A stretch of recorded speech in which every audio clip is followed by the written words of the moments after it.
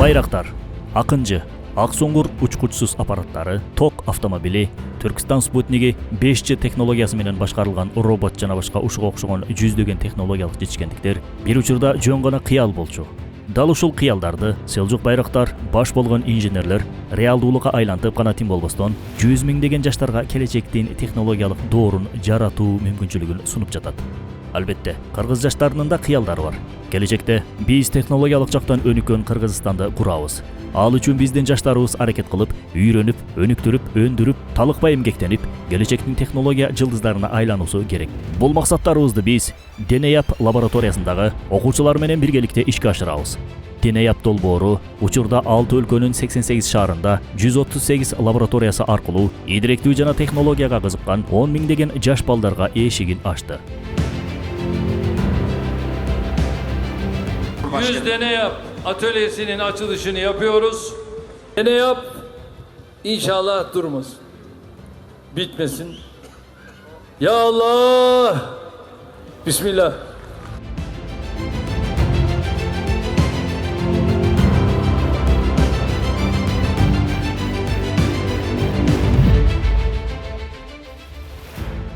Ошол жылдын сентябрь айынан баштап Денеяп долбоорунун Кыргызстандагы өкүлчүлүгү болгон Билим Бишкек кеңсеси электрондук жана практикалык сынактардан өткөн балдар жана кыздар үчүн 36 ай бою акысыз билим алуу мүмкүнчүлүгүн сунуп жатат. Денеяп студияларында балдар киберкоопсуздук, робототехника, энергия технологиялары, жаратмандык жана ойлоп табуу, мобилдик тиркеме жасоо, программалоо жана код жазуу, жасалма интеллект, авиация жана космос таануу, нанотехнология багыты боюнча теориялык жана практикалык сабактарды өтүшөт.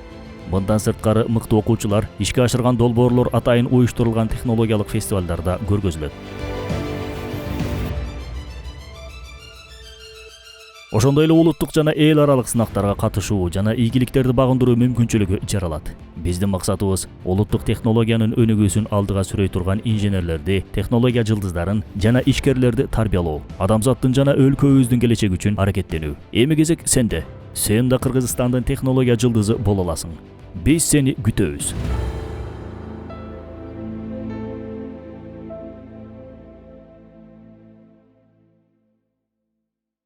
Кудай Таала дагы адамдын кыялына, оюна жетпей турган, өзү аткара албай турган нерсени бербейт экен да. Демек кыялга келип жатабы, демек кылса болот деген нерсе да.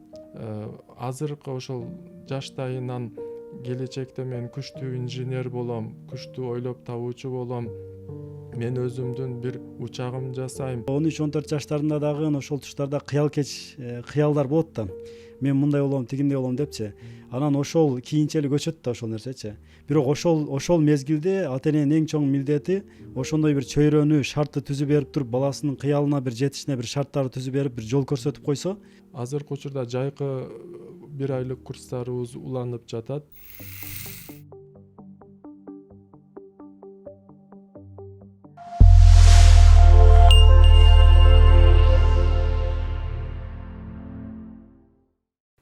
Ассаламу алейкум достор.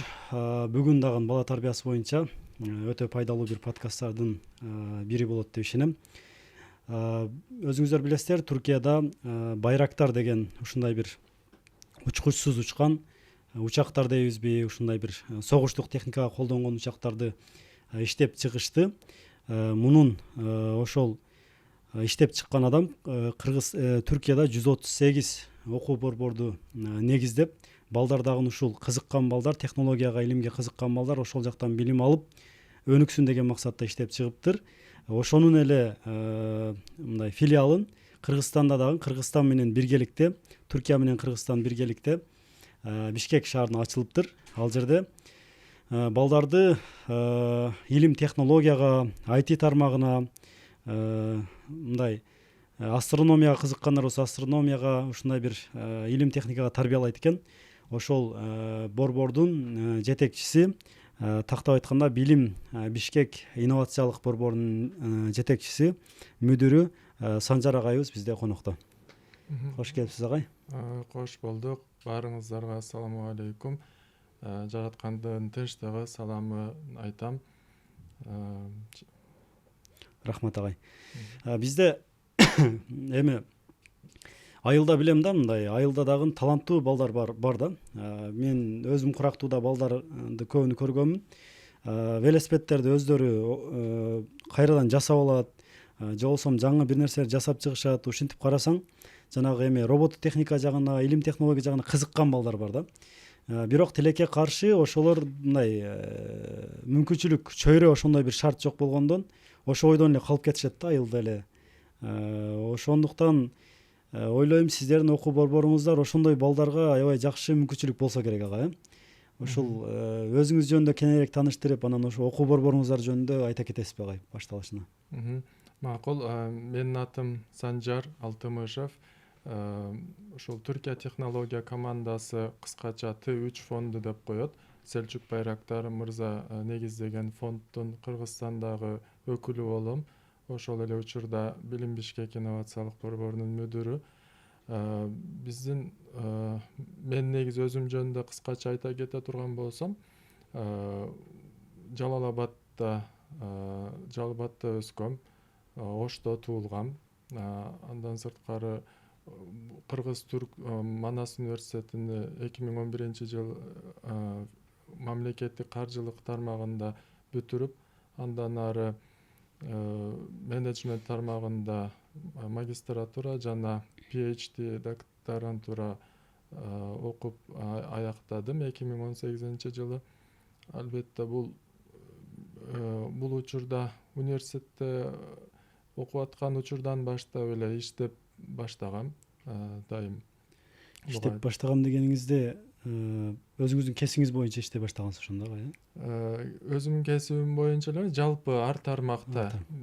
Мисалы үчүн Бишкекке келип окууга башталгандын алгачкы күндөрүнөн баштап эле ар жумуштарда иштедик.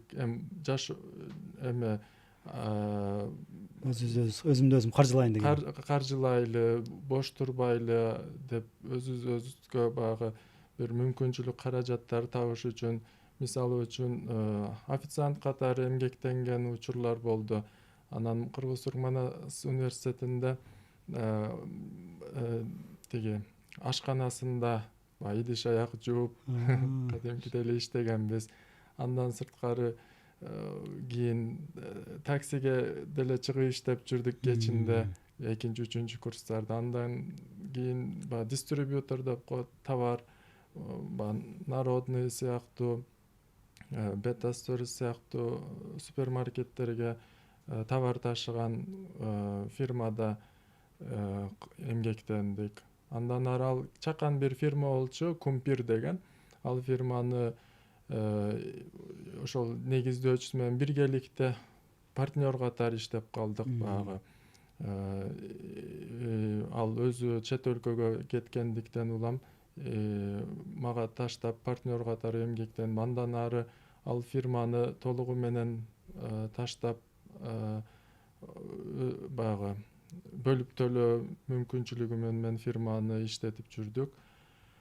Андан кийин 2015-жылы Түрк кызматташтык жана координация агенттиги, ТИКА деп коет. Бул Түркия Республикасынын өкмөтүнө караштуу эл аралык кызматташтык агенттиги. Ал жерге жумушка кирип, ушул жылдын башына чейин 10 жыл ал мекемеде эмгектендим.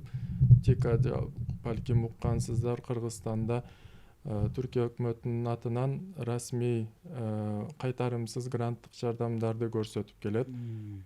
Мисалы үчүн Кыргыз-Түрк достук ооруканасы деп салынган, же болбосо Бишкек мэриясына тиешелүү Навайкананын курулушу, же Ошто Кыргыз-Түрк достук лицей мектебинин курулушу сыяктуу долбоорлорду ишке ашырган мекеме болчу.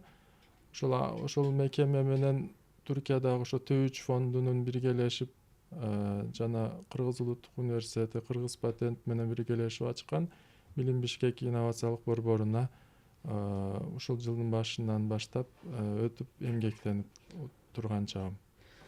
Рахмат агай, ошондо ТИКАда бир ага чейин 10 жылдай эмгектендиңиз, ошол. Жакшы. Рахмат. Агай, эми ошол өзүңүздөрдүн окуу жайыңыздар боюнча айта кетсеңиз, качан ачылды, кандай шарттар бар ал жакта, кимдер окуса болот, канча төлөш керек, ушулар боюнча? Биздин окуу жай билим бишкек инновациялык борбору кызматтары толугу менен акысыз. Ал жерде 6-14 жаш аралыгындагы балдарга технология жаатындагы акысыз курстар өткөрүлөт. Кыска мөөнөттүү курстарыбыз бар, 1 айлык. Анан мектептерден 1 күндүк экскурсиялык курска келет, 1 күн мектеп сабагын бизде өтүшөт, 2 класс келип. Андан сырткары узун мөөнөттүү курстарыбыз бар. Мына ушул жылдын сентябрь айынан баштала турган ДНЯП деген программабыз. Бул 3 жылдык программада балдар тереңдетилген технологиялык курстардан өтүп, келечектин жаш инженерлери болуп даярдалат. Сонун. Ошондо ал жакта негизинен кайсы бөлүмдөр бар? Балдар ал жакта эмнелерди үйрөнүшөт? Башка мындай эмелерден, окуу жайлардан, окуу борборлордон дейбиз, өзгөчөлүгү эмнеде? Мектепте берилип жаткан билимден өзгөчөлүгү? Биздеги эң негизги өзгөчөлүгүбүз эксперименталдык, практикалык негизде үйрөнүшөт балдар. Мындайча айтканда, сабактарда мындай теориялык маалыматтар кыска эле, балким жалпылап алганда 10-15 мүнөт гана алышы мүмкүн сабактын. Ал эми басымдуу бөлүгү балдар эксперименттерди жасап, оюн менен ар кандай практикалык жүздө ишке ашырып, же визуалдык материалдарды колдонуп сабак өтүшөт.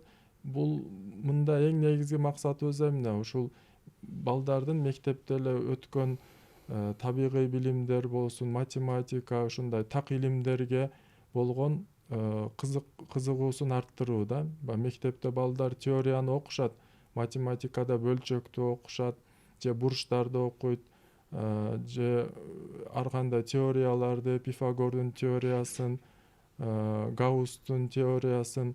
Бирок күнүмдүк жашоодо кайсыл учурда керек болушу мүмкүн, же болбошо ошону визуалдык түрдө кандай элестетүү мүмкүн, ошого байланыштуу бизде көнүмдөрдү жасатып сабактарда баланын кызыгуусун, илимге, технология кызыгуусун пайда кылуу да негизги максатыбыз. Сонун, рахмат. Биз дагы негизи агайлардын ошол окуу жайына барып көрдүк. Маалымат катары, көргөн адам катары айта кетчү нерсе, сиз айткандай өзгөчөлүк катары мен байкаган нерсе, практика жүзүндө мектепте окуган сабактарны практика жүзүндө ошол кандай иштейт, ошол жана сиз айткан теориялар кандай иштейт көрсөтүп берет экенсиздер да, мындайча айтканда. Анан эң эмеси ошол балдарды ошол илим технологияга азыр көрүп атасыздар. Робототехника заманы, айтинин заманы келе жатат. Ошол нерселерди көрсөтүп, колу менен өздөргө жасатып көрөт экен да. Ошол жагы менен өзгөчөлөндү. Өтө сонун шарттар менен түзүлүптүр агай. Мага өзүмө да жакты. Эң негизгиси баягы азыр сизге да суроо бербедимби? Ошол акылуу, акысызбы депчи. Акысыз экендиги да жакты да. Себеби ошону суранган ата энелер да көп да. Мындай мүмкүнчүлүгүм жетпей жатат, акысыз окутасыңарбы деген ата энелер да көп болот. Барып, эгер балада өзүдө талап, кызыгуу болгон болсо, бул өтө сонун шарт экен агай. Рахмат. Чоң рахмат. Сиздерге да жактыкканга абдан кубанычтабыз. Ошол биздин борбор 6-14 жаштагы балдарга карата кызмат көрсөтүп келет го. Мунун дагы бир маанилүү себеби, балдар ушул 14 жашка чейин кыялкеч болушат да, кыялга жакын болушат, жашоодо ар кандай чоң кыялдарды кое алышат, фантазия кылышат. Балким ал 14 жаштан кийин бир аз реалдуу жашоонун, өспүрүм курактын аракеттери менен алаксып башташат. Биз дагы ошол негизги максатыбыз ошол кыялдарын орундатууга бир мүмкүнчүлүк түзүп берүү. Ошол эле учурда жана технология жаатында кыялдануусуна мүмкүнчүлүк түзүү да. Балдар азыркы ошол жаштайынан келечекте мен күчтүү инженер болом, күчтүү ойлоп табуучу болом, мен өзүмдүн бир учагым жасайм, Кыргызстандын алгачкы дронун учагын жасайм, же алгачкы электрдик унаасын жасайм деген максаттарын, кыялдарын түзүүгө шарт түзүп берген аракет кылабыз жана ошондой таланты, өнөрү болгон балдарга колдоо көрсөтүп, андан ары ал билимдерин, мүмкүнчүлүктөрүн кеңейткенге аракет кылабыз. сонун агай. Жакында эле бир Стив Джобстун өмүр баянын окуп атам да, ал жактан мен байкаган нерсе, Стив Джобстун ошондой бир деңгээлге жеткениге анын атасы өзү инженер болгон экен биринчиден. Экинчиден ошол силикон өрөөнү деп коет го, IT технологиянын ошол өрөөнү ошол жакта төрөлүп, жанагы ошол нерселерди көрүп, ошол нерсеге кызыгып өскөн экен да. Айтайын деген нерсе, азыр балдарда мен байкаган нерсем, азыр 1 жашта балам бар, кичинекейбиз. Тамак берейин десе өзү талашат да, мен өзүм жейм депчи.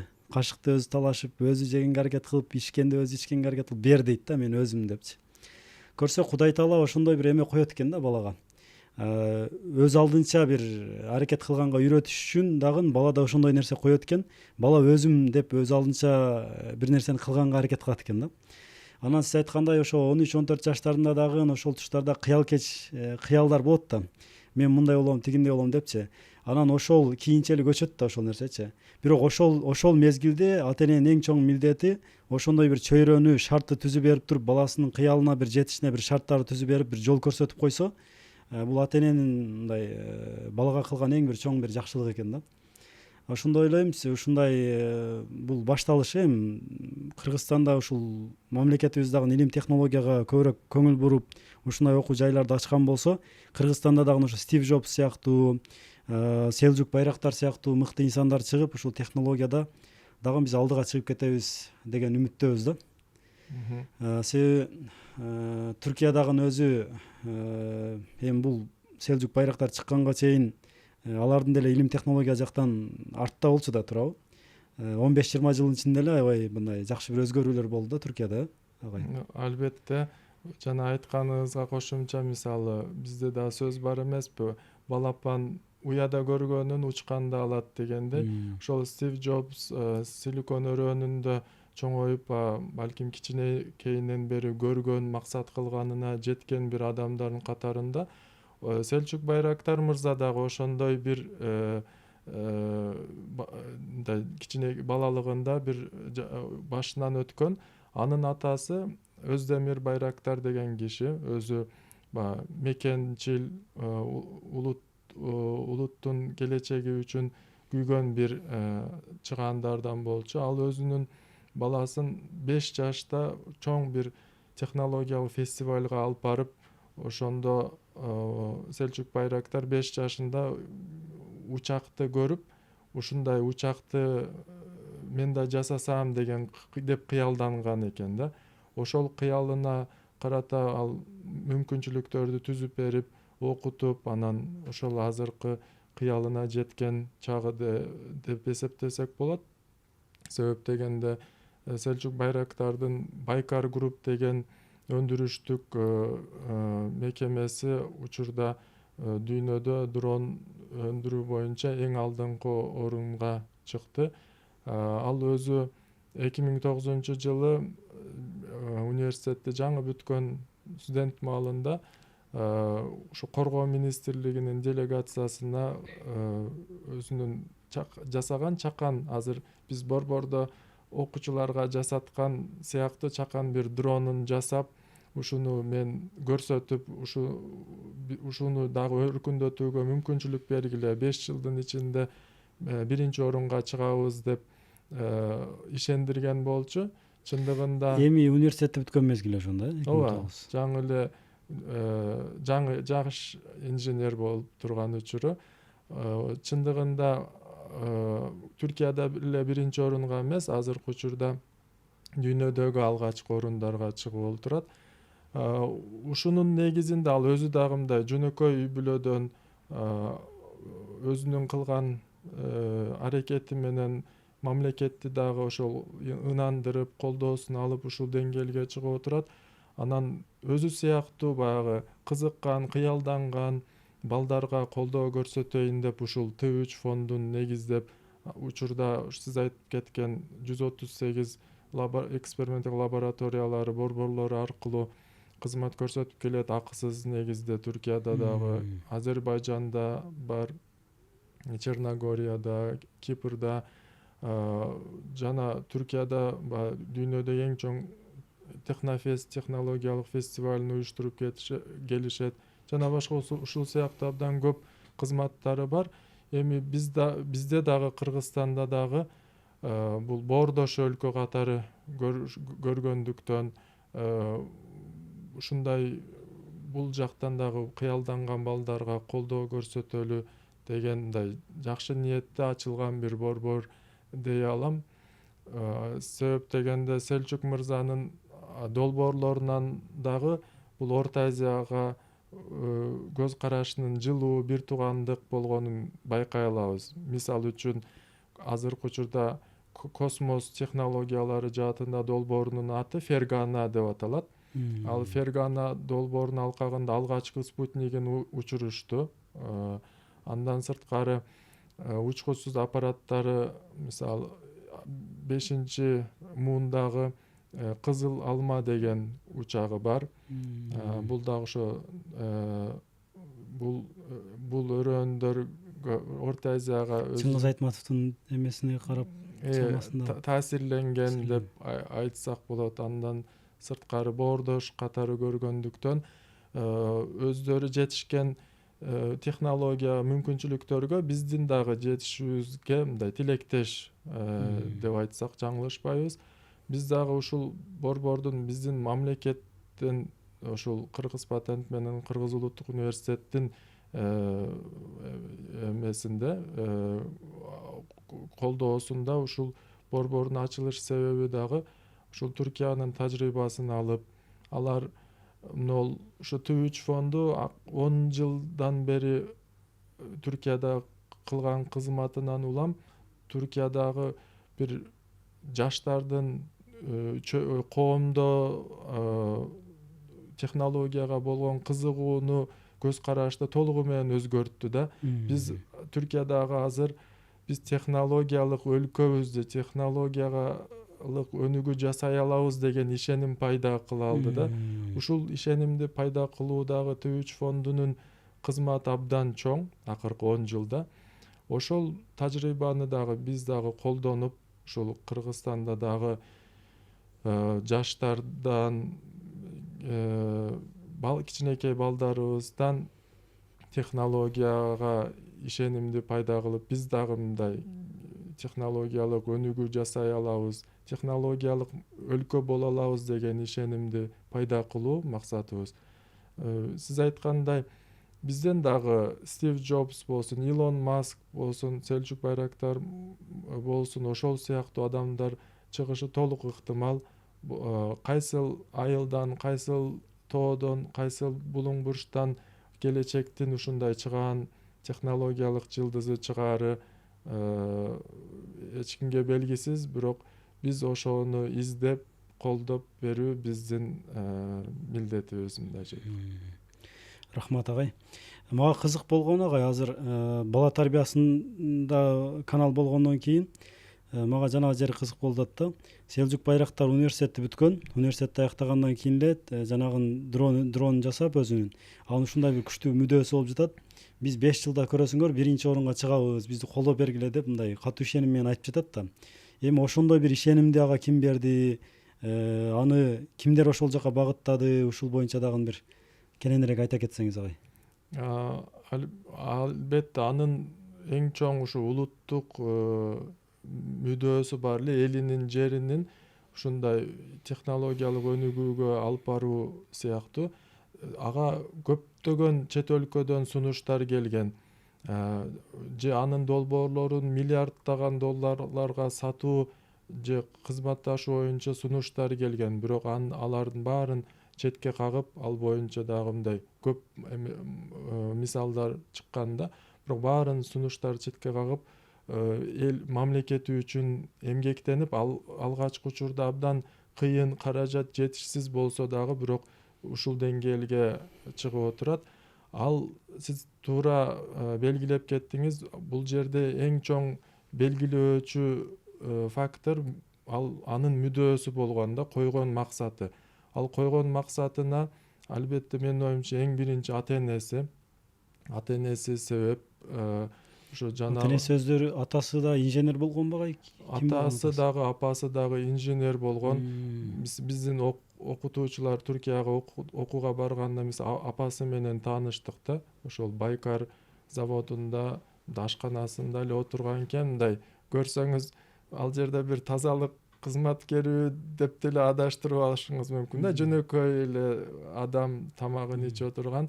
Анан ошол апасы менен таанышкандан кийин түшүндүм да, бул баласын кантип ушундай жөнөкөй бир жашоодо принциптери менен, бир максаттары менен болгон баланы тарбиялагандыгын.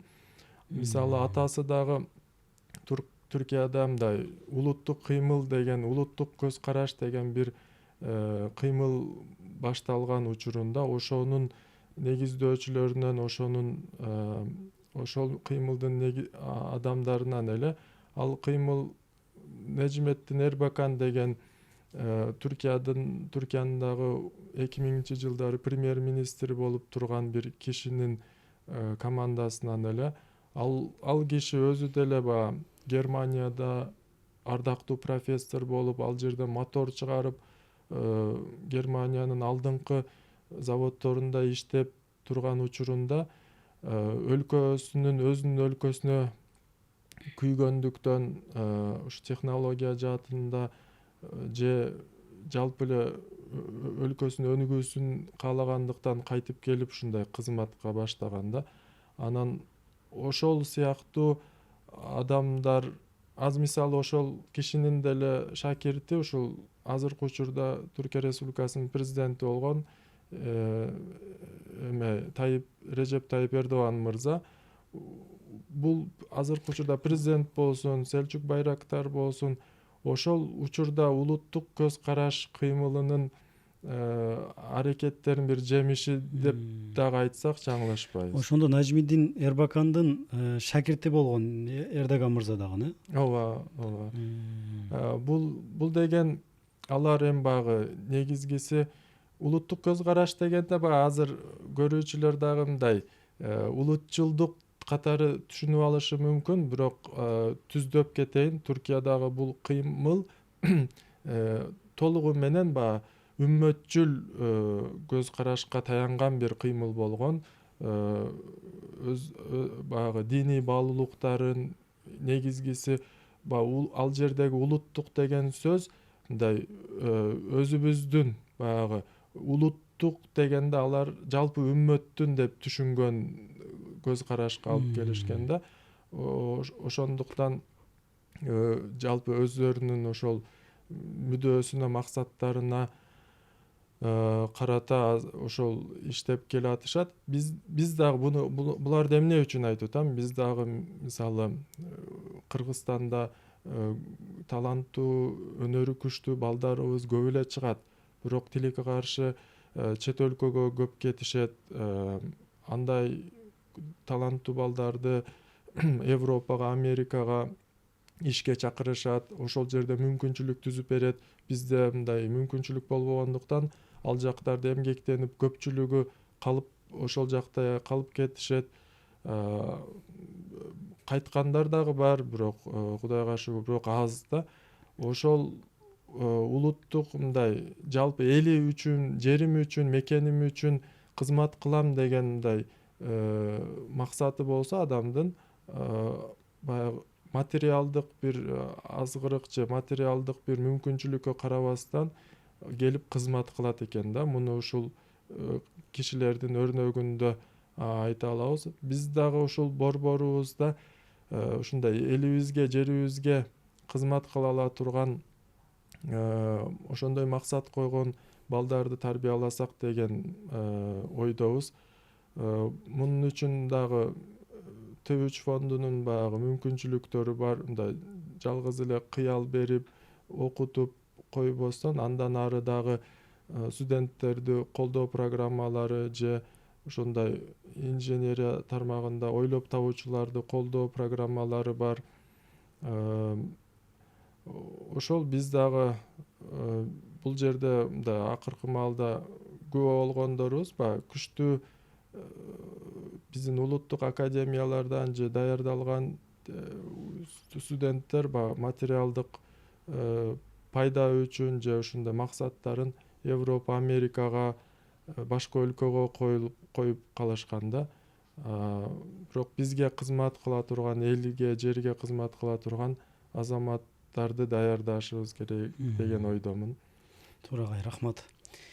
Негизи өткөнкү интервьюда да айттык, азыркы учурда эң чоң мисалы бир ишкана боло турган болсо, ал жердеги ишкананын өнүгүп кетишине салым кошкон булар анын ичинде иштеп жаткан кадрлар да, кадр маселеси. Эгер күчтүү кадрлар болгон болсо, ошол ишкана өнүгөт да. Мамлекет дагы ошол сыяктуу эле ишкана, мамлекетте дагы эгер күчтүү кадрлар болгон болсо, мамлекетти көтөрүп кете турган ошолор. Азыр эми бизде эми шүгүр, бирок ошол эле убакта башка мамлекеттин окуу жайлары, мектептери салынып атат. Көбүнчө идеология ошол батышты сүйдүрүп, Европага, Америкага эме болуп, ал жака барышып көпчүлүгү өзүнүн эле баягы жеке курсагын ойлоп калып жатат да. Эми моюнга ала турган нерсе. Бирок сиз айткандай келгендер да көп арасында. Эми биздин милдети эмне? Мен ушу ата энелер көрүп жатат, мугалимдер көрүп жатат, биздин каналда көрүшөт да. Буларга айтарым, ошол окутуп жатканыңыздарда, үйдө тарбиялап жатканда дагы элиңе кызмат кыл, диниңе кызмат кыл, ал жака барып билим ал, буюрса ушундай адам болосуң, келип бул жака өзүң салымыңды кош деген нерсени акырындап балага сиңдирип кете бериш керек экен да. Мисалы сиз айткандай жанагы Селжук Байрактардагы бул 20-30 жыл мурда ташталган бир үрөөн да. Бир үрөөн ошол эми өсүп чыгып, эми мөмөсүн берип жатат да.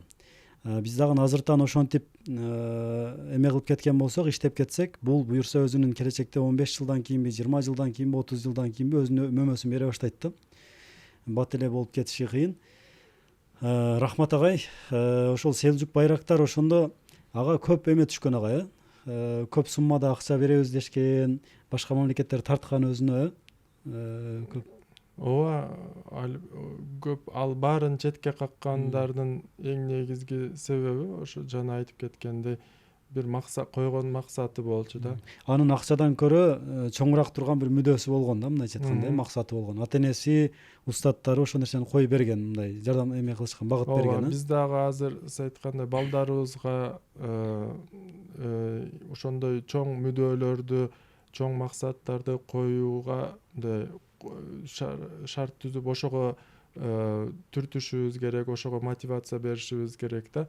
Баланын кыялы орундалат демекчи, ал ага мындай толук мүмкүн да. Мисалы азыр бир кичинекей жаш бала келечекте мен учак жасайм деп кыялданышы мүмкүн. Бирок кээде ата энелер өздөрүбүз эле аны чектеп коебуз да. Кой, каяктагы нерсени айтпа, же болбосо мындай боло турган нерсени айт, анан же болбосо жок, сен андан көрү юрист эле бол, же паланчаны оку, эмне кыласың бул эмени деп өзүбүз кыялдана албаган нерсени кээде аны кой деп чектеп коюшубуз мүмкүн. Мен ата энелерге да айта кетмекчи элем, баягы кандай гана чоң болбосун кыялы, аны чектебеш керек. Тескерисинче ага да көбүрөөк ынандырыш керек. Ата энелер көбүнчө сиз айткандай ошол чектеп коет экен, же болбосо өзү мурда жетпей калган кыялын таңуулайт экен да, максатыны. Мисалы өзү бухгалтер болом деген, боло албай калды, балам кой, сен баласы медик болом деп атат, жок, сен эмне кыласың, мына жака кирсең жумуш көп деп тияка жөнөтүп, же банкир бол деп ушинтип баланын жөндөмүнө жараша багыт бербей коюшат экен да кээ биркилерчи. Анан сиз айткандай мен бир нерсени айтам да, мисалы мына телефон мындан бир 20-30 жыл мурда эле ушундай телефон чыгат. Муну менен алло деп туруп эле Америка менен сүйлөшүп койсоң болот. Ал мындай турсун, мындай эле карап туруп, видео звонок аркылуу тигини да көрүп, Америкадагы адамды көрүп сүйлөшсөң болот десе, ал адамды акылдан танып калгансыңбы деп бир өтө бир эме адам катары көрүшмөк да, бул болбой турган нерсе депчи. Бирок ушуну бирөө кыялданды, сиз айткандай, ушуну да Кудай таала берди да. бирөө айга учам деди, айга учуп жатат, Кудай таала жеткирди. Бирөө самолет жасайм деди, сиз айткандай самолет мындай ойлосоң 200-300 адам салып алып туруп тонналаган темир асманда учуп жүргөнү бул өзүнчө эле укмуш нерсе да. Өзүнчө эле укмуш нерсе, бирок ошондо бирөөлөр кыялданды, ошондо Кудай таала берди. Бул жана сиз айткандай Кудай таала дагы адамдын кыялына, оюна жетпей турган, өзү аткара албай турган нерсени бербейт экен да. Демек кыялга келип жатабы, демек кылса болот деген нерсе да. Ошондуктан туура айттыңыз агай, кыялдарды чектебеш керек экен. Бул балдар дагы Кудай таала берген чоң бир мүмкүнчүлүк да, мындайча айтканда. Ооба. Андан сырткары жана сөзүңүздүн башында баланы өзү ушул максатын коюп өзү аракет кылыш керек деген сөздөр айттыңыз эле. Ошол боюнча дагы бир жакшы бир окуя эсиме келип кетти. Балким уккансыздыр. Бир киши бир күнү мындай паркта отуруп скамейкада дарактын башында кокон көрөт экен да. Кокон баягы көпөлөктүн чыга турган эмеси, ал кокондун ичинден кокон жарылып ичинен көпөлөк чыгуу аракетин кылып жатыптыр да. Ал адам ага жардам берип коеюн, чыга албай атат, кыйналып атат деп аны коконду сындырып ачса, баягы көпөлөк чыгып канатын жайып, бирок эмнегедир алсыз, жакшы кыймылдай албай, бир аз уча албай туруп анан өлүп калат экен да. Тиги адам түшүнбөйт экен, эмнеге мындай болду, эмнеге өлүп калды, жакшынакай эле турду эле го деп. Көрсө, ал жерде көпөлөк кокондон чыгаардан мурда канаттарынын ар бир клеткасына кан жетиш керек экен да. Анын үчүн толук чырпынып даяр болгондон кийин анан ал өзү баягы канаттарынын баарына күч жеткенде, кан жеткенде анан коконду жарып чыгып анан уча алат экен да. Кээ бир учурда баягы баланын тарбиясында өтө эле баягы бапестеп, сиз айткандай муну же, тигини же, өзүм жейм десе дагы болбой, жок сен муну мен жедиришим керек, жок аны жебе, муну же, тигин мынт деп абдан бапестеп атып, баягы ошол Кудай сактасын көпөлөк сыяктуу анын баягы чоң бир учушуна жолтоо болуп калышыбыз мүмкүн экен да. Бала тарбиясы мындай абдан татаал иш. Бул жерде баягы атанын дагы, апанын дагы орду абдан чоң. Ошондуктан баланы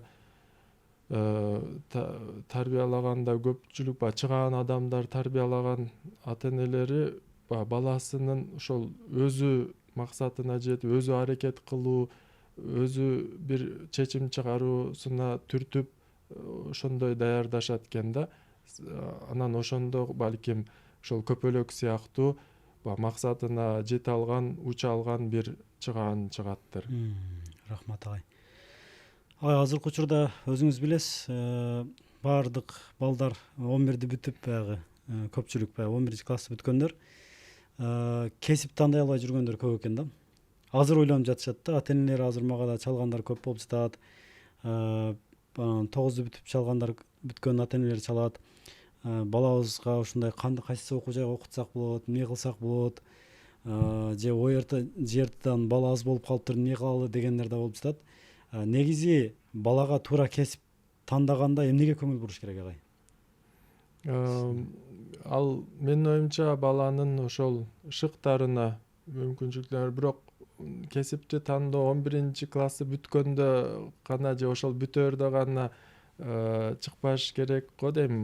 Менин оюмча андан эртерээк, ошол 6 жаштан баштап эле, балким андан эртерээк дагы бала ата-эне баланын мүмкүнчүлүктөрүнө, өнөрүнө, талантына көңүл буруп, белгилүү бир ошол кызыккан тармагына шарт түзүп берген аракетин кылыш керек деп ойлойм. Мисалы, ушул эле баягы технология жаатынан өрнөк бере турган болсок, мисалы Түркияда ушул биз баягы узун мөөнөттүү курстарыбыз сыяктуу ДНЯ программасына ал жерде элдер өзүнүн районунда болбосо 60 километр 70 километр алыстыкта районго дагы барып окутушат да. Мындай дем алыш күндөрү болгон бир курс. Баласын бир курмандык кылып убактын бөлүп барып аракет ошого окутканга шарт түзүп берет. 60-70 километр жерге баласын окутканы алып барып келет. Бизде болсо кээде биз деле азыр жылдын башынан баштап иштеп баштаганбыз. Анан тиги акысыз болсо деле бирок ата энелер баягы бизге бир аз тескери экен, алыс экен деп же баласы кызыккан учурда деле баласын ал жака бир шыгы болгон учурда деле кээ бир учурда ата энелер мүмкүнчүлүк же көңүл бөлө албай, убакыт бөлө албай калышы мүмкүн да. Эми ата эне баласынын ошол тарбиясына, келечекте кесип тандашына ошо кичинекейинен ойлонуп бирге аракет кылса, мындай балким 11-класс бүтөөрдө көйгөй чыкпастыр. Агай, ушул мындай маселе да көп да азыр. Медиа деген нерсе чыкты. Бул жакта эми рекламалар көбөйдү да. Мисалы үчүн тиги курс, бул курс, ошол жактан кызыктырышат дагы. Бала ошол рекламаны көрүп алып эле, же ата эне көрүп алып эле, анан баласын ошол жака же болбосо ошол окуу жайга, же болбосо университетке дагы ошол окууга жайгаштыргандар көбөйдү да. Мисалы көпчүлүк эле мындай хайп болуп аткан үчүн, башка болуп аткан үчүнчү. Анан ошол жерде баланы кантип негизи мындай кызыгышы эмне колунан жакшыраак келет, мындай билсек болот, аныктасак болот. Эми ал ар бир учурда өзүнчө учурлар болот. Баланын эмесин аныктоо боюнча кайсыл эмеге кызыккандыгын же эми кээ бир учурда баланын шыгын же кызыккандыгын дароо эле билинип калбай кыйын болгон учурлар болушу мүмкүн. Андай учурда белгилүү бир тармакка ата эне катары жол көрсөтүп, бул жакты көр, тигини көр деп аракет эме кылып көрүш керек, мындай түртүп көрүш керек. Анан жана сөзүмдүн башында тааныштырып атканда тиякта иштедим, биякта иштедим, эми мактануу максатында эмес, ал жерде баягы айтып кеткен эң жөнөкөй идиш жуугандан баштап азыр мисалы мүдүр болсом деле буга чейин баягы эл аралык мекемеде дипломатиялык эл аралык кызматташтык мекемесинде иштесем деле ал баягы баланы баягы мындай иштерман кылып тарбиялаш керек деген максатта айткан болчумун да. Мисалы биздин учурда каникул болдубу, бала сразу эртеси күнү эле ойлонбостон туруп айылга жөнөтүп эле. Айылда себеп дегенде иш көп болчу, тиги күн карама чабыш керек, аны топтош керек, чөп чабыш керек, топтош керек, ташыш керек, буга күч керек, жардам керек. Ошондой болгондуктан улам биз мындай активдүү иштен качпаган, иштен уялбаган катары чоңойдук. Ошол сыяктуу менин оюмча балдарды дагы кичинекейинен баштап эле ишке иштетиш керек. Мен жаңылышпасам 5-класстан баштап эле мындай бир аз соода тармагында иштеп бир тайэжемдин орду бар эле, апамдар бош маалда жөнөтчү эле жардам бер деп. Чакан магазин, базарчык да. Ал жерде базарга кеткен учурда соода кылып отуруп же тиги жардамдашып, андан кийин дагы бир башка тайэжемдин тоже тиги кафесинде иштеткенге жардам берип, балким ишке эрте аралашкандыктан иштен чочулоо же кайсы иш табам же бул иш мага ылайыктуу эмес дегенден эч мындай камсанабадым да. Уялбай. Адалбы демек? Адал иш болсо эле эмеде адал эмгек менен таба алсаң эле эң негизгиси ошо чочулабай иштей бериш керек. Азыркы учурда ата энелер бүт эле балдарын күчтүү бир адам кылып, белгилүү бир банкта иштей турган же болбосо бир чоң кызматта иштегенге албетте мындай каалайт, кыялданат, бирок аны бир эле тез эле учурда болуп калбайт да. Менин оюмча тескерисинче эң жөнөкөй жумуштардан баланы иштетип ага көндүрүп ошол деңгээлге өзү жетишине эме шарт түзүп бериш керек да. Сиз агай үй бүлөдө канча бир туугансыздар? Сиз канчанчысыз ошондо? Өзү негизи 2-1 тууган элек, байкем бирок каза болуп калган. Азыркы учурда мындай жалгыз баламын, бирок жалгыз бала болсом дагы мындай Эже сиңдилериңиз да жок? Жок. Карындаштар? Жок.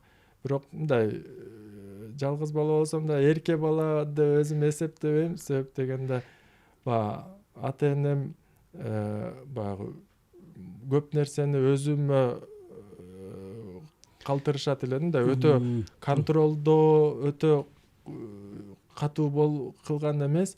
Бир жагынан ата энеме ыраазымын да, мындай ата энем мисалы жөнөкөй эле кесип, жөнөкөй эле үй бүлөдөнмүн. Апам врач-статист болсо, атам айдоочу болуп эмгектенген, азыркы учурда пенсияда. Бирок эсимде кичинекейимде балдар эшикте ойноп жатканда билесиздер, ата эне дайым камсанайт, кир, тамак ич, чай ич деп тынбай контролдоп турушчу да. Мен ата энем көп экөө тең иштегендиктенби балким эркинирээк болчумбу, же болбосо мага ишенишкендиктен, ишеним көрсөтүшкөндүктөн көп контролдоочу да. Тиги окуп атасың сабагыңы, же тигин тияка бас, буяка бас, же чайың ичтиңби деп мындай кыргызча самостоятельныйды өзүмчүл десек туура эмес болуп калат да. Баягы өз алдынчалуулукка үйрөткөндүн бир плюстары болду окшойт деп ойлойм. Таң калыштуу эми көбүнчө мен билем, жалгыз бала болгондо айрыкча ата эне ушундай бекем кучактап алат да, мындай 25-30га чыкса деле бала сыяктуу көрүпчү. Анан ошол жерден менин тааныштарым бар, жалгыз бала аябай ата энесине капа болгон эмелер бар да. Азыр 40ка чыгып калган болсо байке армияга жөнөтпөй койгон, балдар урат деп. Окуу жайга кирейин десе жок, балдар уруп коет, тигиндей кылып коет, мындай кылып коет деп ал жака да жөнөтпөй коюшкан. Ар дайым карап, контролдоп, баласын аягандыктан бир нерсе болуп калбасын деп ошону тоскондуктан көп нерсеге бала мындай өзүнүн кыялдарынан тосуп коюшкан да. Анан капа да, ата энеси ошончолук мээримди берген, бирок ата энесине капа бала. Эмнеге? Ата энем мага ошондой мүмкүнчүлүктөр берген эмес, ошондой бир мени кое берген эмес депчи. Сиз жалгыз бала болсоңуз дагы ата энеңизге рахмат, мындай ошондой тарбия бергениге мен таң калдым чындыгындачы. Анан агай балдарда ошол тарбия берип жатканда негизги нерсе баягы эркиндик бериш керек деп атпайсызбы? Эркиндик бериш керек. Азыр сиз балдарыңызга ошол канча балаңыз бар, кандай эмнелерге көбүрөөк көңүл бурасыз, негизги баалуулук катары эмнени бергенге аракет кыласыз балдарыңызга? Азыркы учурда Кудайга шүгүр 3 кызым, 1 уулум бар. Мен да бала тарбиялап атканда албетте мындай өз алдынча болууга аракет кылам, же болбосо чечимдерин өз алдынча чечкенге, баланы дагы бир чечим чыгар, өзү тандаганды үйрөтүш керек да. Менин жеке оюмча ата эне катары балага эң негизгиси туура жана туура эмести, жалганды, чындыкты, акыйкатты, адилетсиздикти айырмалай ала турган бир түшүнүк тарбия бериши да. Андан ары ал бала өзү жашоосун белгилеп, тандап, кете алат да. Себеп дегенде биз муну кылба, бул жаман, бул туура эмес деген деп дайым таңуулай бергенге караганда, ошол нерсе эмне үчүн туура эмес, ал бала өзү ошол нерсенин туура эмес экендигине чечим чыгара турган деңгээлге алып келишибиз керек да. Себеп дегенде баарыбызга эле белгилүү, бир өспүрүм жаштан кийин чөйрөнүн таасири, өздөрүнүн достору мектепте чөйрөнү көрүп, ошол жактан көбүрөөк тарбия алып баштайт да. Биз ага чейин балага жашооңдо мындай туураны танда, акыйкатты танда деген түшүнүктөрдү бере албасак, кийин ал мындай жашоодо тандоосунан, чечиминен жаңылып калышы мүмкүн. Ошондуктан баягы ата эненин негизги милдети ушулго деп эсептейм да. Анан бизде азыр тилекке каршы ата эне баламы үйлөшүм керек, кызымы үйлөшүм керек, үй алып беришим керек, окутушум керек деген максатты коюп алган да. Ал негизги биздин ата эненин милдети эмес да, мындайча алып караганда. Негизги милдетибиз жакшы тарбия берүү. Жакшы тарбия эң биринчиден өзүбүздөн башталат, өзүбүз өрнөк болушубуздан. Ошо бала дагы бизди карап, ата энени карап түздөнөт, же ошол сыяктуу өрнөк алат. Ошо мен бул боюнча оюм. Рахмат агай. Эми туура айттыңыз, мен да ойлойм да, мына бала ак барак болот да, ак барак болот. Муну эгер сен, мисалы үчүн япондор күчтүү дейбиз же башкасы күчтүү дейбиз, эгер ушул кыргыз баланы Японияга алып барып койсоң, ал деле күчтүү болуп чоңоет да, тарбиянын аркасынанчы. Туура баягы генден өтөт деген нерсе бар, ал дагы аз эле пайыз түзөт го деп ойлойм. Көпчүлүгү тарбия менен келет да негизи.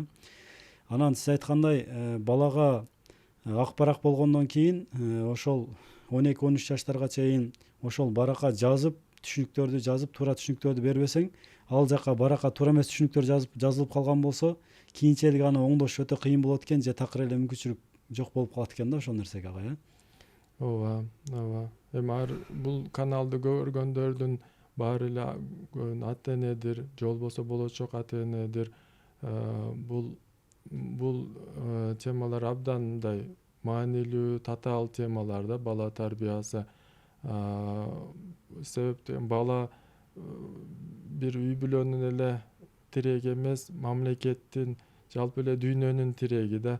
Биздин балдарыбыз биздин келечек, мамлекетибиздин жана жалпы эле дүйнөнүн келечеги. Бир чыган инсан мамлекетти эле эмес, дүйнөнү өзгөртүүгө кудуреттүү болушу мүмкүн да. Мисалы Селжук байрактар деле чыгып, бир эле адамдын чыгышы менен өлкөдө канчалыктуу бирдеңеде өзгөрүү болду да, туурабы? Ооба, өлкөдө эле эмес, ал дүйнө жүзүнө азыр таасир этип, мүмкүнчүлүгүнө ээ болуп атышпайбы?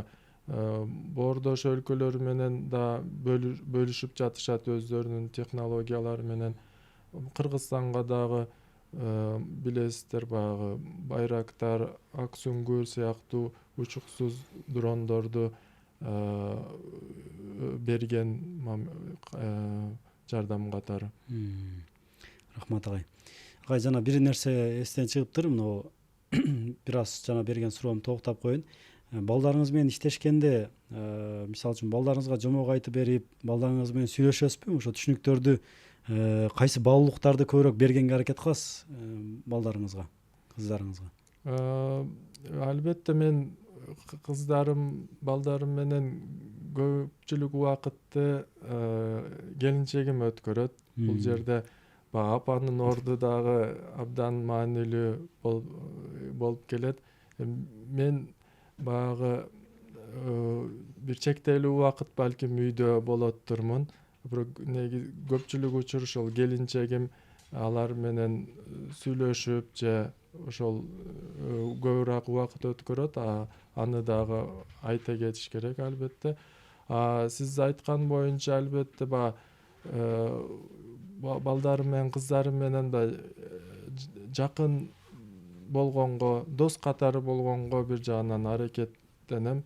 Себеп дегенде бир ага жол көрсөтүүчү болгонду кааласаң, ага биринчи бир кумир болушуң керек да. Мисалы ата эне өзү баласына кумир болууга аракет кылыш керек. Ал үчүн ошол баласына бир жакшы тарабынан көрүнүп, ан менен жакшы баарлашып, жакшы сүйлөшүп, сиз айткандай керектүү учурда жомок айтып берип, керектүү учурда алар менен ойноп, мен дагы негизгиси ошо колдон келген аракетимди балдардын тарбиясында жумшап келем. Анан дагы бир негизги бир нерсе Кудай Таалага дайым балдарымдын жакшы тарбия алышын тилек кылам. Тиги Кудай Таалага жага турган туура жолдо жакшы иштерди кылууну аракет кылам. Бир жагынан балдарым үчүн дагы жакшы чөйрө, жакшы мүмкүнчүлүктөрү бер депчи.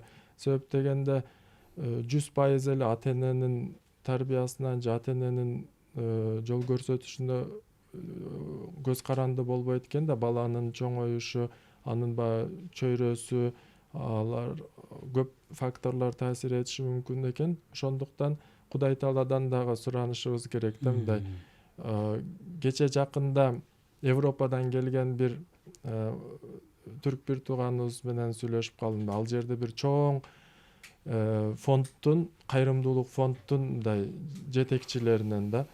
Анан ал айтат, абдан көп убактымды ушул кайрымдуулук үчүн же ушул жалпы эле үммөт үчүн, элге кызмат үчүн жумшайм дейт да. Бирок бул кызматты кабыл алаарда ал жерде материалдык бир пайда үчүн эмес, элге кызмат үчүн, Кудай Тааланын ыраазычылыгы үчүн кызмат кылат экен да. Бирок мен Кудай Таала менен бир келишим түзүп койгом дейт. Кудайым, мен ушул жолго толук күчүмдү, аракетимди кылам, бирок балдарымды сен жакшы чоңоюшуна, туура жолдо чоңоюшуна мүмкүнчүлүк түзүп бер деп Кудай Таалага тапшырып койгом дейт да. Эми ал толугу менен үй бүлөсүнөн ажырап калган деген мааниде эмес, бирок азыраак убакыт бөлсө дагы мындай Кудай Таалага ушундай келишим түзүп койгон экен. Мен аны угуп отуруп абдан таасирлендим да. Тиги баланын жанында эле дайым бапестеп, бала деп эле максатыбызды коюп алып, ал отурган менен караганда балким мындай элге кызмат кылып, бирок бир жагынан Кудай Таала менен ушундай келишим кылган балким пайдалуураак депчи. Себеп дегенде ал киши да айтат, Кудайга шүгүр дейт, азыр бир балам хафыз дейт, дагы кыздарым мындай жакшы туура жолдо дейт. Анын окуясын угуп абдан таасирлендим эле да. Мен дагы ошол жаатта Кудайга шүгүр мындай активдүү колдон келген аракетимди кылып келем десем болот. Мен дагы тиги ошол окуяны уккандан кийин Кудай Таала дагы ошол ниетте жакшы балдарыма тарбия берсе экен деп келем. Себеп дегенде бизде бул жерде дагы студент маалымдан бери эле волонтер катары жардам берген бир кайрымдуулук фонду бар. Ал жерде ошол жетим балдарга стипендия берилип, же муктаждарга жардам берилген бир фонд. Анан студент балдарга мындай бир үй камсыздап берип, аларга мындай сабактар өтүп, жакшы тарбия алып, жакшы билим алышына шарт түзүп берген, аракет кылган бир фонд. Ошол жерде дагы бир кызмат кылып, анан бир жагынан ошо тилек кылам да, балдарыма да Кудай Таала бул жагынан жакшы бир чөйрө берсе деп. Эң турагай. Мен да илимде да бар экен, анан динде да бар да. илим дегенде дүйнөлүк илим менен диний илимди айтып жатам да. Ошол 7 эмес 11 атасында эле кандай жүргөн болсо, кандай иштерди кылган болсо, ошонун таасири ошол өзүнүн урпактарына тиет экен да, тийип калышы мүмкүн экен. Сиз айткандай анан дуанын дагы таасири чоң экен. Дуа кылса ошол дуанын дагы балдарына, неберелерине ошол таасири кадимгидей тиет экен да. Ошондуктан сиздин оюңузга толук кошулам агай. Бул бала тарбиясы бир эле ата эне бизден эмеден көз каранды эмес, бул албетте Аллахтан көз каранды.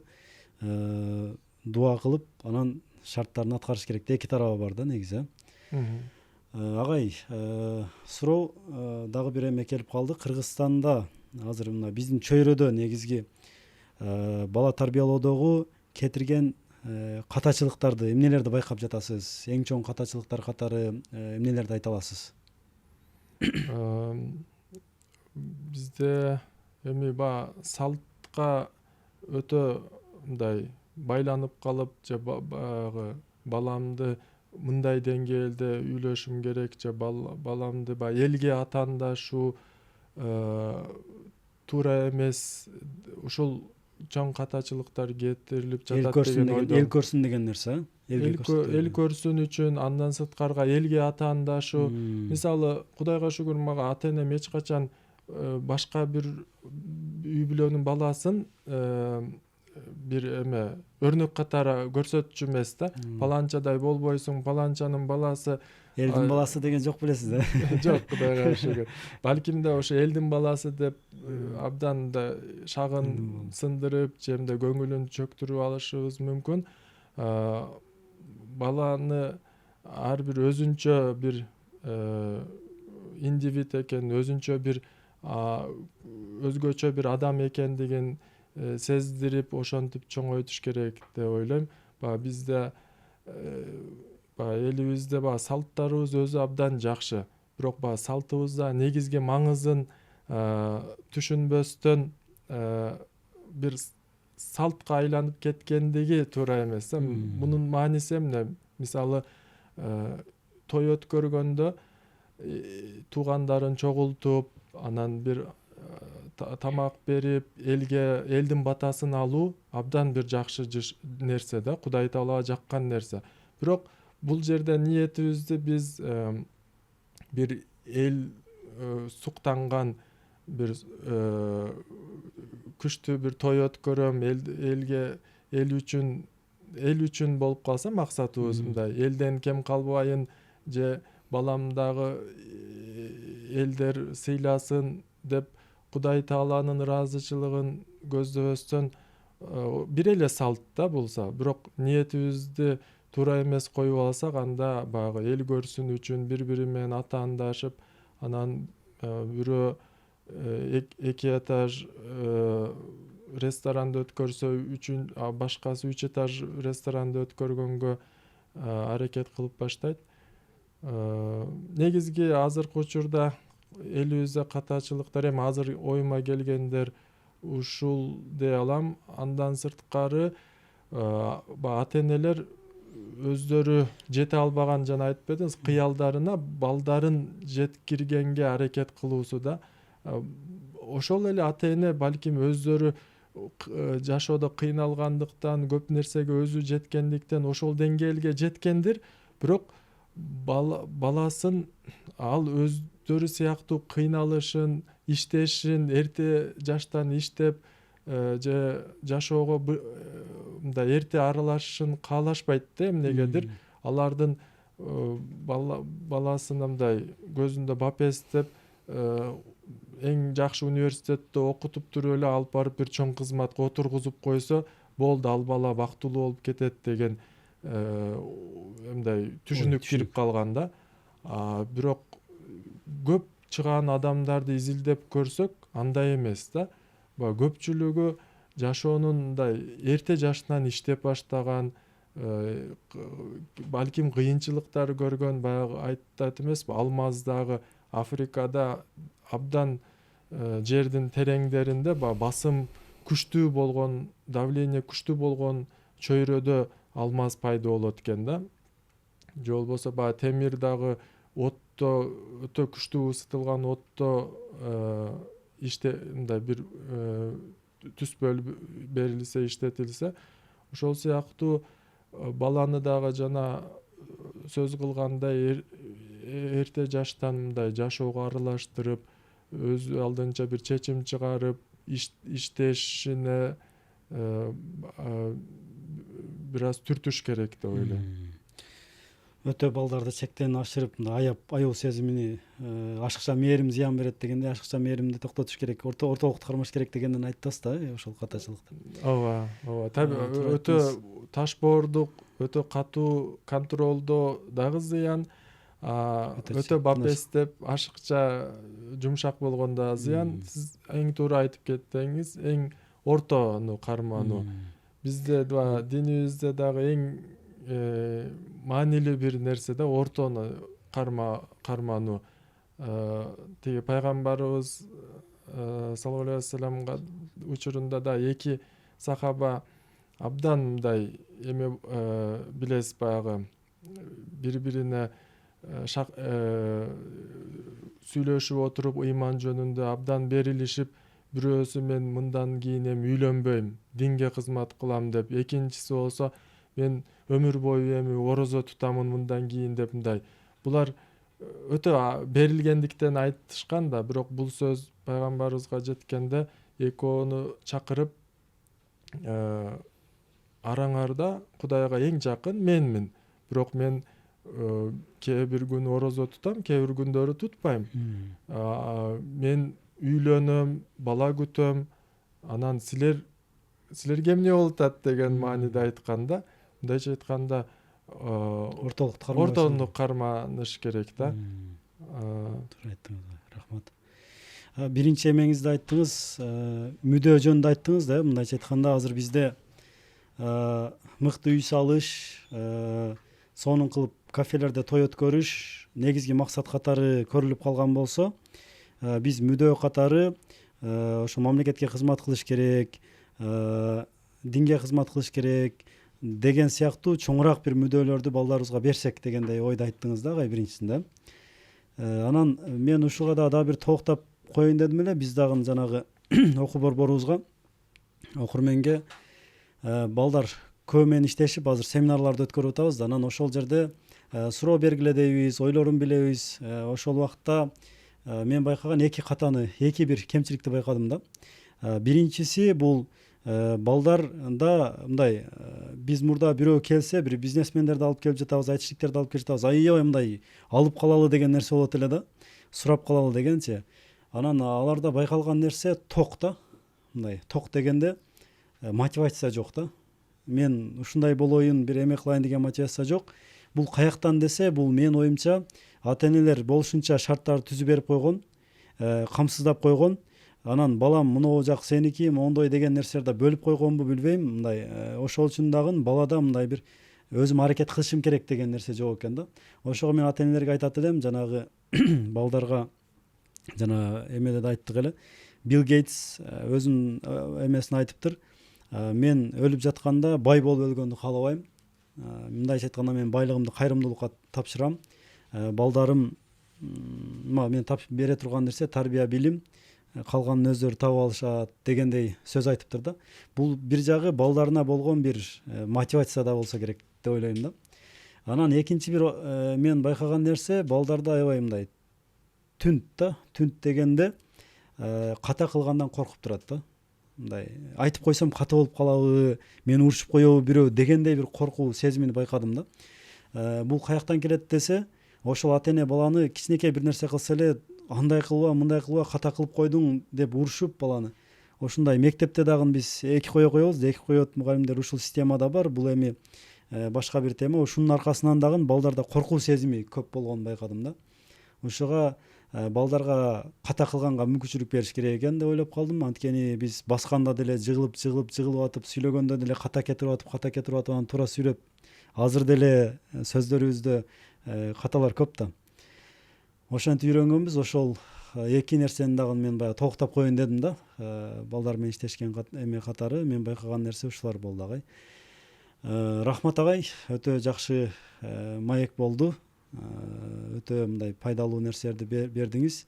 эми ушул эмебиздин аягында мен айта турган нерсе ошо окуу борборуңуз жөнүндө дагы кандай мындай курстар бар, канча күндүк, кимдер келсе болот, кантип сиздерге байланышса болот, ушулар боюнча дагы бир аз айта кетсеңиз агай кененирээк.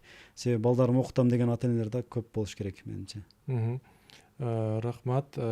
Бул биздин Билим Бишкек инновациялык борбору ушул жылдын башынан баштап иштеп баштады. Жана айтып кеткендей 4 тараптуу бир долбоор, Кыргыз Патент, Кыргыз Улуттук университети, Түркия технология командасы, анан ТИКА агенттиги 6-14 жаштагы балдарга акысыз технологиялык курстар, кыска мөөнөттүү курстарыбызга 1 айлык курстар бар. Анан мектептерден ал азыр каникулга байланыштуу 1 күндүк экскурсиялык курстарыбыз тыныгууда, сентябрь айынан уланат.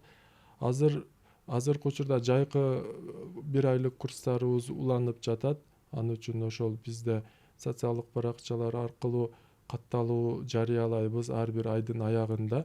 Азыр июль айына катталуулар алынып, группалар баштады. Август айына ошондой эле социалдык баракча аркылуу жарыялайбыз.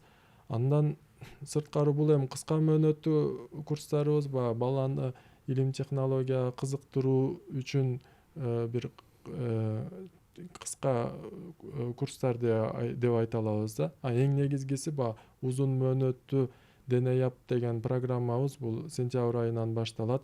Бирок азыртан катталуу жүрүп жатат.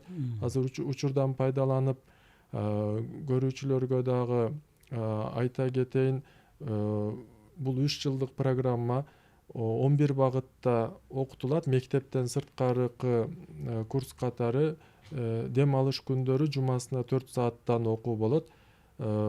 Биз бул курстарга ушул жылы 3-4 класстан бүткөн жана 7-8 класстан бүткөн окуучулардан алабыз, экзамен менен алабыз. Сынак 7 сентябрда болот, бирок катталуу 15 августка чейин. Катталууну ошол 15 августта бүтөт катталуу. Ошого эртерээк азыртан катталып коюш керек. Сынагыбыз мындай логикалык суроолордун негизинде болот, математикалык маселелер сыяктуу же 80-90% ошо логикалык суроолор, балким 10% бир табигый илимдер боюнча суроолор болот. Ушул сынактын негизинде тандап аласыздар келген балдарды. Ооба. Ошол 3 жылдык программа бул 2 жылдын ичинде 11 багытты окушат. Бул багыттардын ичинде жасалма интеллект бар, мобилдик тиркеме, жашыл энергия, робототехника, программалоо, коддоо тармактары бар, дизайн сыяктуу. Ал эми 3-чү жылы бул балдарды мындай өздөрүнчө тайпаларга, командаларга бөлүп, алар өздөрүнүн бир долбоордун үстүндө иштеп, эл аралык фестивалдарга, конкурстарга катышмакчы. Мындай айтканда 3-чү жылы балдар бизде мындай сертификат беребиз 3-чү жыл. Бирок ал сертификат мындай жөн эле кагаз да. Биз негизги көрсөткүчүбүз дипломдук иш сыяктуу ошол өздөрүнүн долбоору да, жасаган 3-чү жылы жасай турган роботу, дрону же бир технологиялык түзүлүшү ошол негизги көрсөткүч болуп эсептелет. Өзгөчө логикасы күчтүү, ушу ойлоп табуучулукка жакын балдарыңыздарды ушул сынакка каттап, ушул программага кирүүгө аракет кылып көрүшүңүздөрдү сунуштамакчымын. Себеп дегенде кээде бала келип көргөндө дагы шыктар ачылат да. Мисалы, өзүбүз биз байкабай деле калышыбыз мүмкүн, бирок ал балким логикасы күчтүү болсо, ал келип ошол сабактарда жасап көргөндө анан кызыгуусу пайда болуп, ошол тармакта өнүгүп кетиши мүмкүн. Рахмат агай, жана бешиктеги баланын бек болорун ким билет дейт.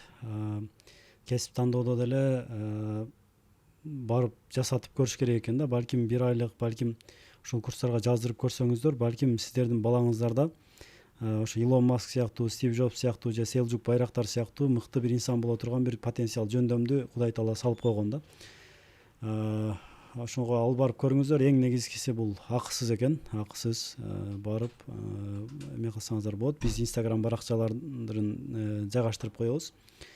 Ушул жактан көрүп маалымат алсаңыздар болот. Анан дарегин да айта кетесизби, кайсыл жерде? Дареги Манас көчөсү 140А, бул Жибек жолу Манас кесилишинен ылдыйраакта. Ошол жерде Кыргыз Улуттук университетинин ботаникалык бакчасы бар. Жибек жолундан Азырынча Бишкек шаарында эле ага, ооба. Азыр Ошко дагы ачайын деген эмеңиздер бар, башка региондорго дагы? келечекте буюрса, мисалы Азербайжанда 3 жыл мурун биринчи борбору ачылды эле.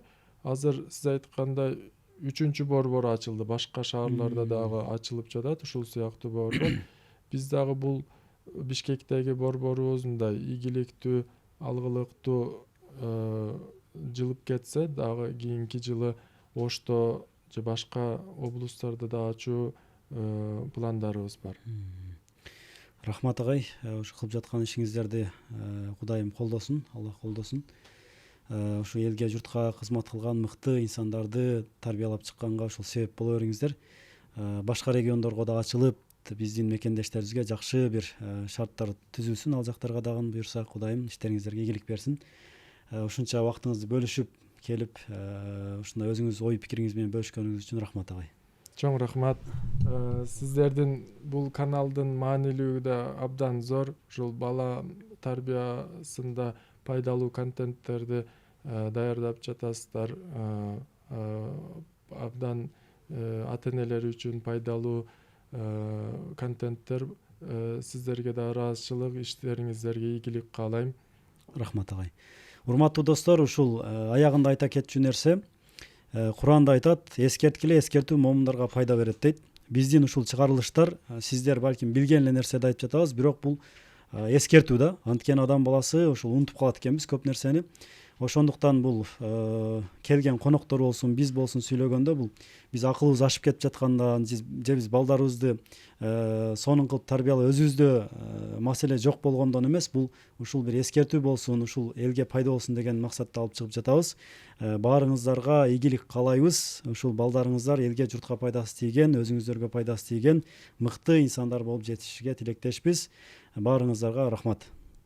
Анан видеону башкалар менен бөлүшүп, эгер оюңуздар болгон болсо, бала тарбиясы боюнча суроолоруңуздар болсо, кийинкисиге кимдерди чакыралы, ушул боюнча ойлоруңуздар болгон болсо, комментарийге жаза кетиңиздер. Баарыңыздарга ыраазычылык.